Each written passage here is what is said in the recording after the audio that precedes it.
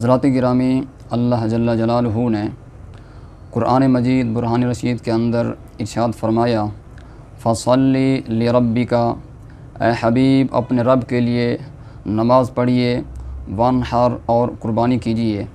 حضرات گرامی، قربانی کرنا یہ ایک عظیم فریضہ ہے اور یہ حضرت سیدنا ابراہیم خلیل اللہ علیہ السلام کی سنت مبارک ہے۔ اور دیکھیں کہ یہ اتنا اللہ تعالیٰ کی بارگاہ میں یہ قربانی کرنا اتنا محبوب اور پسندیدہ عمل ہے کہ یہ سنت جو ہے حضرت سیدنا ابراہیم خلیل اللہ علیہ السلام کی ہے، لیکن رب تعالیٰ نے اس سنت کو زندہ کرتے ہوئے آپ نے خود سرکار کو بھی حکم ارشاد فرمایا اپنے پیارے حبیب کو کہ اے حبیب فصلی لربک، اپنے رب کے لیے نماز پڑھیے اور وانحر اور قربانی کیجیے۔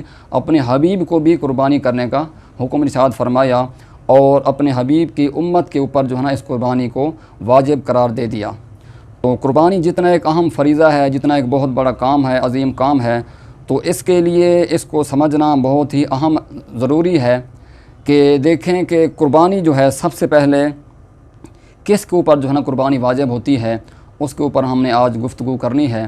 اس حوالہ سے سب سے پہلے بات یہ ہے کہ قربانی جو ہے، قربانی کرنے والا بندہ جو ہے وہ مسلمان ہو، کیونکہ مسلمان کے اوپر قربانی واجب ہے، کافر کے اوپر قربانی نہیں ہے۔ اگر کافر قربانی کرے گا تو اس کو اس کا کوئی اجر نہیں ملنا۔ یہ قربانی جو ہے مسلمان کے اوپر واجب ہے۔ اور دوسرا یہ ہے کہ مسلمان مسافر نہ ہو، مقیم ہو، مسافر کے اوپر قربانی واجب نہیں ہے۔ تو اسی طرح جو مقیم شخص ہوگا اس کے اوپر قربانی واجب ہے۔ اسی طرح بالغ ہو، جو نابالغ بچہ ہوتا ہے اس کے اوپر قربانی واجب نہیں۔ اگر اس کی طرف سے قربانی کر دی جائے تو قربانی ادا ہو جائے گی، اس کو ثواب ملے گا، اگرچہ اس کے اوپر قربانی واجب نہیں ہے۔ اسی طرح جو سب سے اہم چیز ہے وہ یہ ہے مالک نصاب ہونا۔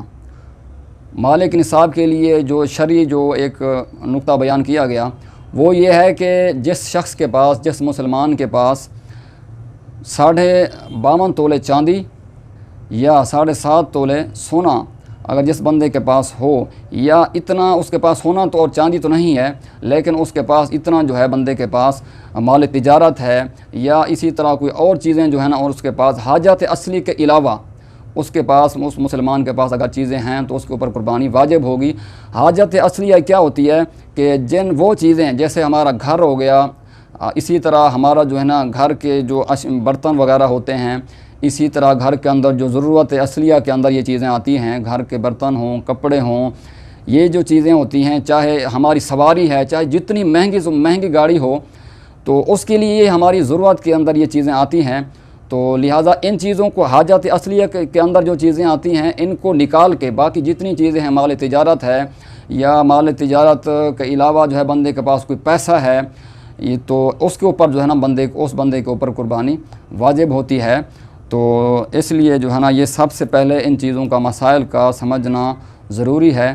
تو اللہ تعالیٰ کی بارگاہ میں دعا ہے کہ اللہ تعالیٰ ہم سب کو خلوص نیت کے ساتھ یہ قربانیاں کرنے کی توفیق عطا فرمائے۔